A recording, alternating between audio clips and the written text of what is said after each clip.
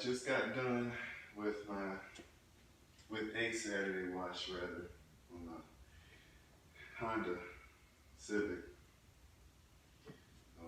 Just figured I'd kind of chat it up with y'all for a while. Kind of catch you up on what's been going on. I wasn't able to put out a video last weekend. Ended up getting sick with the COVID. And it's pretty much whooped my butt all week. Feeling, still, feel a little congestion now, but otherwise, I still feel good. So anyway, just got done, gave the, like I said, the old Civic a nice wash. Now I'm just going back with my drying aid bead maker. Stuff works out really good and leaves a good shine on it. So I think this is my first time really doing something like this. Kind of doing a wash and talk to you guys.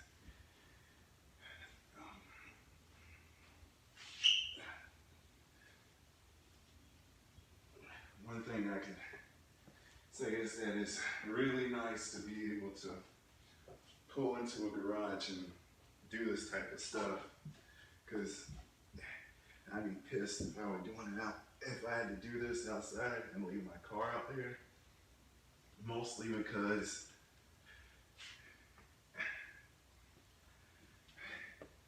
I wouldn't get to at least walk out and see the results of the work I did. Now, I will let you know that this Honda isn't, the cleanest paint ever. It does have its imperfections, but I mean, still, I do my best to keep it in somewhat of decent shape. Hopefully, when people see me, or at least see the car, they would realize that. And I even broke my own rule because I was sick. I typically like to, especially if I'm daily driving the car, wash it once a week. That way it's ready to go for the next week, looking good. I really don't attract a lot of dirt, so there's no need for me to vacuum the inside and wipe the interior so much, especially this week, because like I said, I had pretty much had COVID, and it was really odd the way I got it too, because last week, I can guarantee you, I was around no one. I did have to take a work trip to Georgia, and if I had to guess, I may have came in contact with someone at Walmart when I was in Georgia that week before, or the week before last week, or it was something I touched that someone might have picked up in the store, some food or something.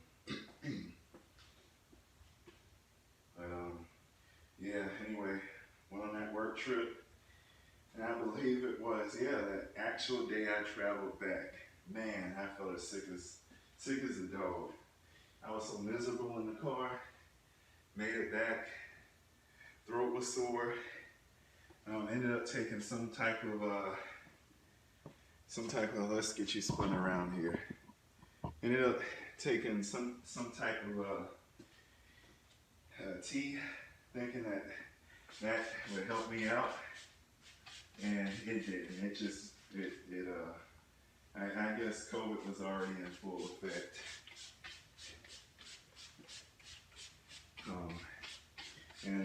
Anyway, briefly fell asleep that night. I didn't fall asleep with any medicine, naturally fall asleep. And then I think it was 3 hours later, around 12 or 1 a.m., I woke up hot. I wouldn't say I was to the point of sweating, but I was right there on the cusp of it. I also had some chills going on, which I thought thought that was from the cusp of, you know, pretty much being on the cusp of sweating, but it wasn't. And so, anyway, tried to lay there and go back to sleep. Couldn't do it, no matter how much I laid and, you know, kind of sat there and just wanted to focus on sleep. It wouldn't happen. So, anyway, got nauseous, ended up vomiting. That's when I knew something was wrong. Usually when I vomit, it's game over. I need to go get some help. So, of course, I'm sitting there thinking, well, the urgent care isn't open yet. Do I want to go to the ER? No, it's not an emergency. They're probably only going to turn me away and say I have COVID. So, I said, well, I'll do the next best thing. Ride up to a 24-hour CVS pharmacy.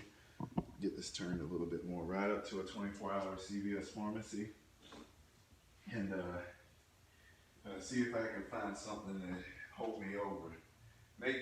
Possibly even feel better. But then I think, well, you know, I'm supposed to go into work on Monday.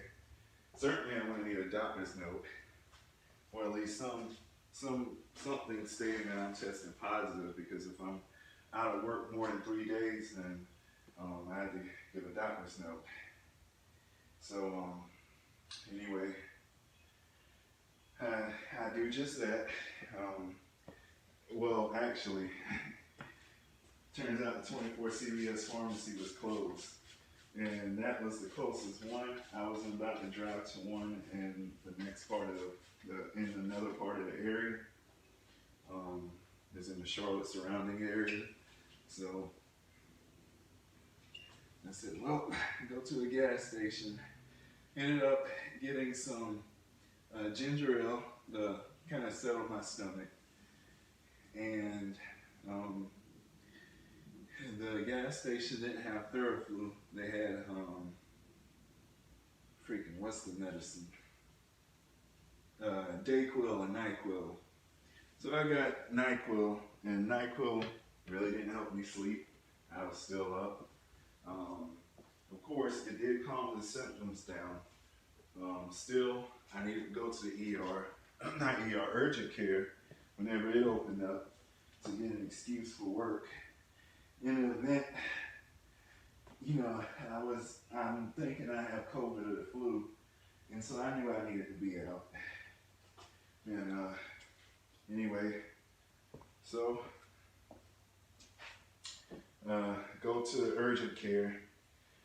She tests me positive, and well, she tests me. She said 9 times out of 10 it's positive. I left because I have the my chart from Novant Health. Got my results back and it was positive. Anyway, on and off that day, I was, you know, feeling straight miserable. And I got back home. It seemed like the longer after I got back here, I just felt worse and worse. Couldn't get out of bed, couldn't really do anything, couldn't really even eat. And so, that was just a miserable day. Sunday, I actually felt like I was 70-ish%. I was like, man, this is great. Healing up from COVID so fast. And but I still took it easy on Sunday. I didn't do anything, didn't, you know, work out.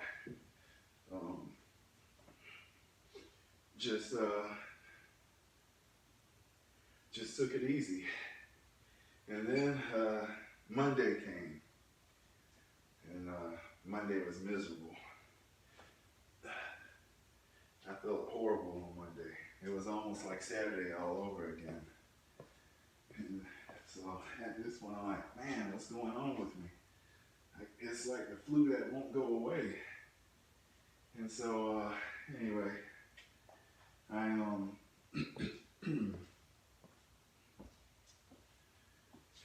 you know, same thing on Monday and Saturday. You know, I did what I could. And then Tuesday I woke up. I felt the same way I did Saturday that morning. But then as time went on and I woke, started moving around, I was gradually feeling a whole lot better. Thank God for that. Because, man, like I said, COVID is rough. And so I'm pretty much to a point where I can move around now. I'm, past the quarantine window. If people still take that stuff seriously. And back to work on Tuesday. And we'll see. We shall see. So, yeah, just dealing with COVID all last week. Got to catch up on a lot of shows. Also, the good thing was I got to catch the premiere on Disney Plus of Kenobi, a show I was really looking forward to. All the Star Wars fans should be happy about that one because it gives that nostalgic feeling. But, some Star Wars fans, they'll find anything to complain about. Me, I'm just happy we got Kenobi and Vader back. So that was a really good premiere. Let's see, there's nothing else I can really think of. What else? I did try to watch this show called Candy, but it's starring Jessica Biel, but it's not my type of show. That's just another old freaking, it's a dramatized, and by dramatized version, I should say a plot-based version of some, Real Housewives, Stepford Wives, I don't know, man. It's not my cup of tea. I'm thinking it's going to be like a murder mystery. You got to backtrack through the story and solve it. And it does have that aspect of it.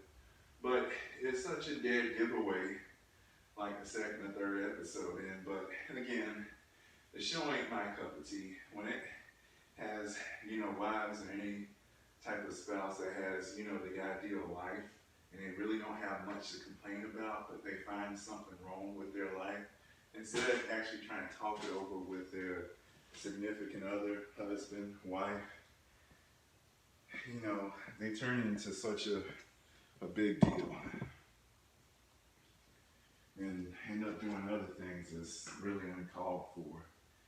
And then a murder happens, right? Not saying that's the way it always goes, man. And I'm going to tell you something. Like I said, this is kind of a post-wash and chat, more like a detailing chat. This bead maker stuff is hitting it on the spot.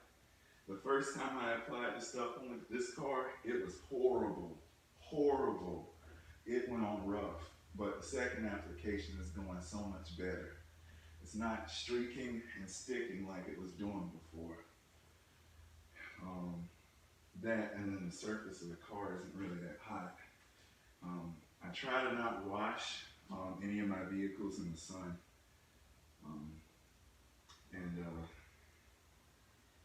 So far so good. I will typically pull it out earlier on the cloudy day. But a lot of times when I do that, I end up being caught by the sun. And I get pissed because then you get water spots, and then you got to go back and you got to do a whole detail job to get water spots out. And sometimes you can get them out easily, but I know with my M, I was not able to get them out easy. They actually took several aggressive passes on the hood and the trunk to get them out. And by aggressive, I truly mean aggressive. And I had to apply not moderate pressure, but a high amount of pressure. So much to the point where I felt uncomfortable with it, but the water spots are gone. And then I also had to use McGuire's compound. You about need to respirator when you're using that stuff. Cut up your lungs and make your throat scratchy. You know, I was diagnosed with COVID, but I wouldn't be surprised if it was that McGuire's compound that had me hacking and coughing up. God, I was miserable when I was detailing the M with that stuff. Now, bead maker. So, one of the key points of bead maker, and I have to say this, the stuff, it goes on thick. You need to put it on thick. You want 2 towels. One is my wet towel, and the other is a drier type of application.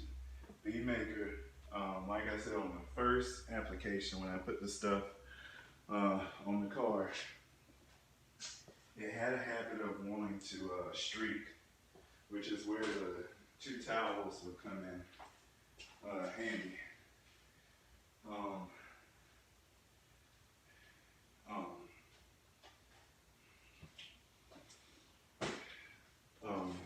Well, technically, I say 2 towels. That first application of bead maker, I had to use 3 towels. Pianist, bead maker, yeah, 3 towels.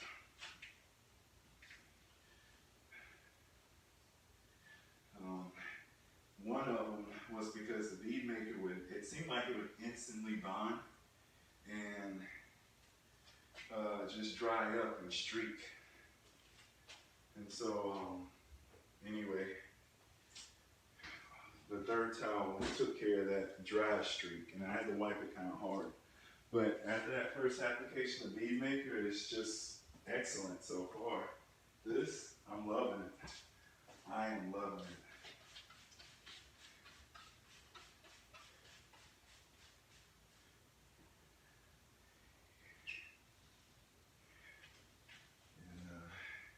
After neglecting to wash this car in 2 weeks, it needs it. Well, I wouldn't say 2 weeks. I'd say more like a week, because I had plans to wash it that weekend coming back had I not gotten sick.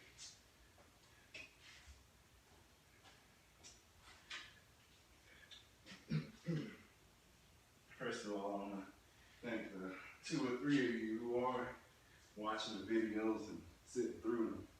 I know I appreciate it. These watching chats are kind of therapeutic for me. Not that I'm, going to tell everything or all of my business, but sometimes you like to put things out there and give people advice and help out where you can. What I do notice about a lot of people is they want the help, and for some reason they are too prideful to admit it.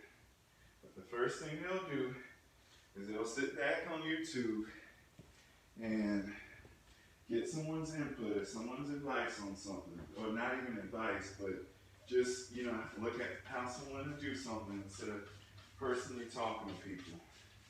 Which, if that's you, that's all fine and good. Because a lot of times we don't know who we can turn to for help or advice. And even with this me detailing cars, this is a passion of mine. And this is, let's not say detailing, but me, doing this to these vehicles, keeping them maintained, so to say. Maintaining a vehicle is my passion. I don't like doing costly repairs. I don't even care to be the fastest person in the world. As long as I have a nice car I can enjoy, i.e. with my Honda, like my Honda or my M, then I'm good to go. And that seems to be the path for me. Just, maintaining whatever I can do with my Honda. And so far, I have done everything to my Honda. Any maintenance repairs that's come up, I haven't changed the oil yet. And that's only because the dealership where the car where I bought the car from, they do free oil changes for life. Had it not been for that, I would have been changing the oil myself. But whenever this SI crossed the 100-mile mark, I did the 100,000-mile service. What else have I done to this thing? It has iBox lowering springs on it. It has an iBox sway bar, rear sway bar. It has the shifter bushings, and I believe that's it. Nothing major. Like I said, I don't care to have the fastest Honda in the world. I don't need the fastest Honda in the world. I don't need the loudest Honda in the world. The way this Honda is perfect for me. I ain't trying to relive no, child. And that's what I'm talking about with the occasional hacking stuff with COVID. But I ain't trying to, relive no, childhood fantasy of having the fastest Honda in the world. Like I'm on Fast and Furious. Such the kids.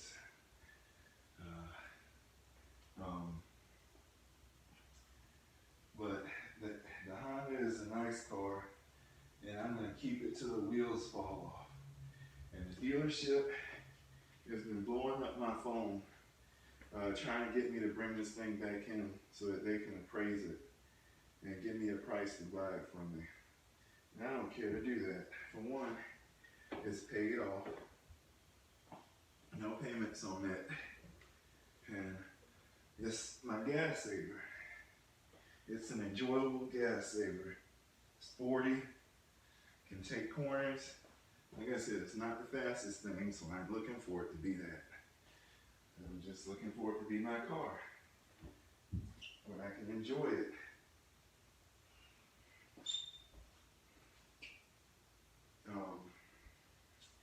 Of course, this Honda, it does, have its Honda problems in regards to paint. There are a few defects in the factory paint. Initially, that was supposed to be repaired, but I don't think the dealership did such a good job with whoever they took it to. I could take it back, but right now it's not at the top of my list. It really isn't.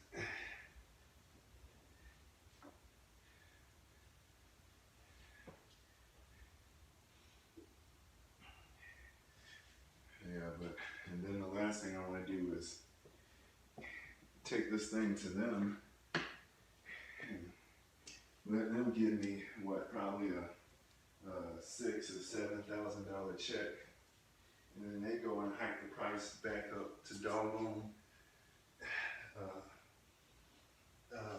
11,000. I don't have time for that. Not something I put my work into. But yeah, did a 100,000-mile service myself. I think the car has 110 or 111,000 miles on it now. So I've definitely been putting a fair share of miles on it, which is weird. I used to drive it a whole lot more. When my brother passed away, I was back home every weekend, it seemed like. What was I about to say? But yeah, it seems like the miles are piling up just as fast now as it did then, which is kind of weird to me. But I guess that sort of comes with the territory. I do have a Cobalt LS. I don't even know if I want to, spend money to get that back running. It's nice to have a secondary driver. But one thing I don't want to do is have too many vehicles. Right now I have enough going on with life. job, FloatAway. I guess now doing YouTube for FloatAway and NCP. And I really don't want to, just drown myself in work. Self-time is good, and then I don't know if other people operate like me, but I don't want to drown myself to the point where I can't take on anything family-wise. And yeah, it's just me right now. But I still got a mom, still got a dad, still got a daughter. So, they are all an important part of my life. If you have parents, family, don't take advantage of it, because, and like my brother, they could be here today and gone tomorrow. You just never know. Man, that beat maker looks really good. Now, I was hating myself the first time I was putting this stuff on, but now I think it's not so bad. Definitely not so bad.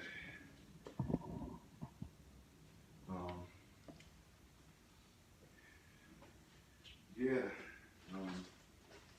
What else has been going on? As far as where I'm at now, this place, it's a nice place. It's only me here. I'm just renting. A lot of people will look at it as, why are you renting? You can own, you can, have property. Let's be honest. And I'm going to be so honest about this. Nothing wrong with owning land. Nothing wrong with, having something in my name. I mean, I'm happy to have this car in my name. It's not in the bank's name, it's in mine. And anyways, but let's be real. A lot of people look at it as, I own a house, I own land, I own land. They get into these houses, and the first thing I will hear someone say or do is regret the house they moved into, because they feel like they settled. There's always better. Yes, there's always better regardless if you feel regret or not. But the one thing about me is I know what my taste is in a home. And for me, I'm renting this. This may not be my ideal taste in a home where I'm at now. But because I'm renting it, there's a sense of peace. And it's like, okay, well, I won't be here forever. So it's all good. It's all good. One day I'll be able to purchase the, home I want. And to be quite honest, in today's economy, for my taste, you're looking at darn near $1 million home. So I'm definitely not about to get ripped off. And if these new prices are the norm, or if these higher prices are the new norm, then fine. I'll just have to get my $1 million home. But what I want to do is set myself up and, to be able to expand and add upon and modify that $1 million home, do different things. One thing I've taken interest in is home design, the way homes are built.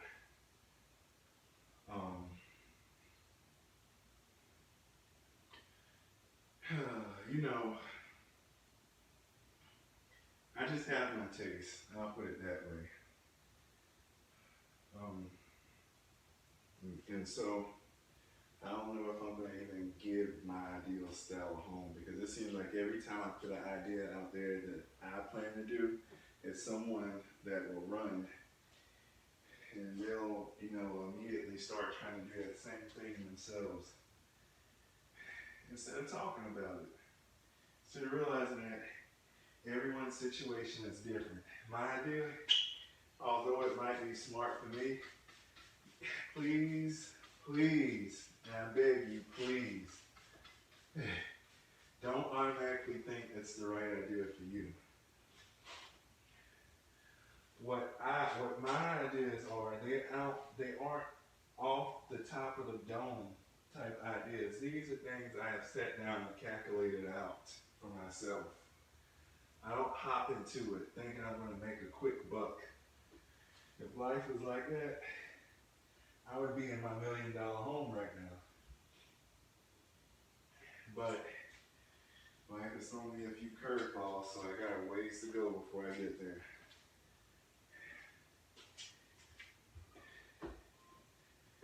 It's just like business ownership.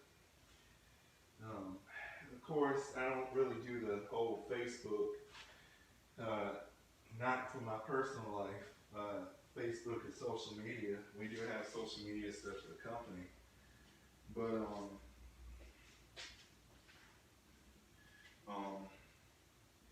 I have, lots of business ideas.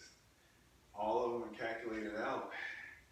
It's just a matter of I wouldn't say the rubber meeting the road because, some of the stuff I've executed on and it's in works. And then the rest of it just, takes a following and it takes money and wealth to get kicked off. So, gotta put in the work to get there. Because the last thing I'm going to do is beg for money from anyone. I'm at a point now where I'm supporting myself, doing, pretty well for myself, thank God, and I want to keep it that way. I don't want to mess stuff up.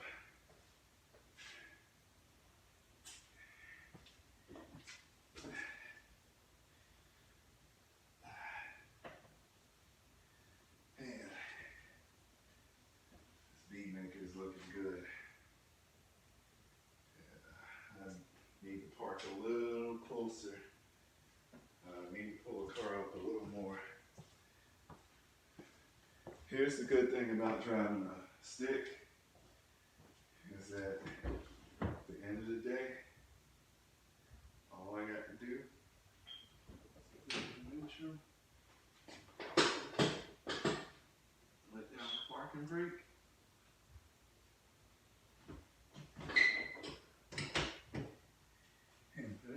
push it and put it back in gear.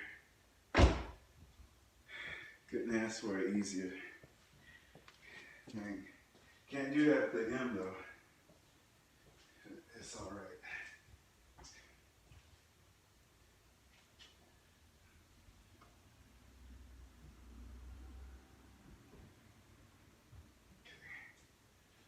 So, what was that talking about?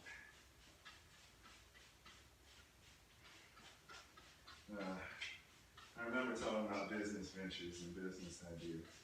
Oh yeah, but before we hop out there and just kind of take someone's stuff and try to make it our own, we have to make sure that's the best option for us. Because like I said, I've seen a lot of people fail trying to go about things the way I do. And they see the end result, or they see the final result, and you think, I can do that for myself. And see it fail right before their eyes. And then they're kind of like picking up pieces and stuff.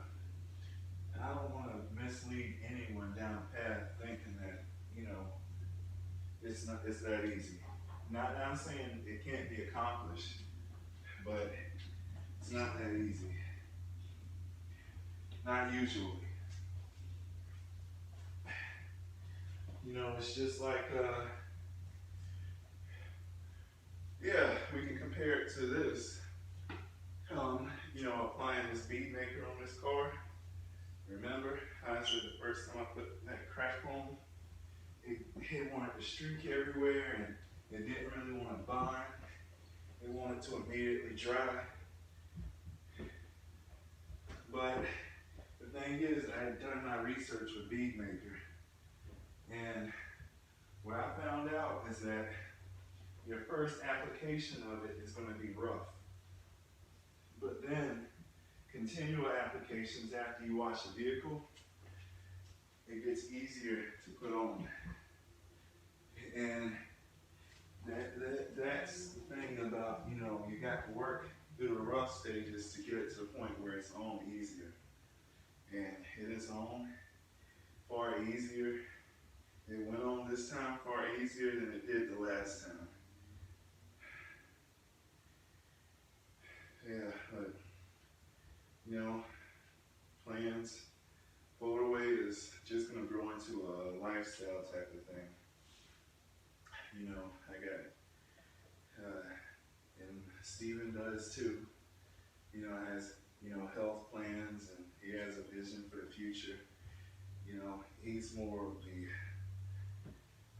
I guess, I would say I'm a visionary also, but our talents are far different. He has a talent for things that I can never have a talent for, and I'm grateful for that help on this. And, you know, he's been, you know, great and patient with it for so long. And, you know, he's been plugging away also, doing things on his end. But, yeah, so that's it. Bead makers applied. Let's see. There you go. Kind of check out the final result. Anyway, thank you for watching, tuning in. Take care. And until next time, yeah, I'm here sweating like an animal. Have a great FloatAway evening.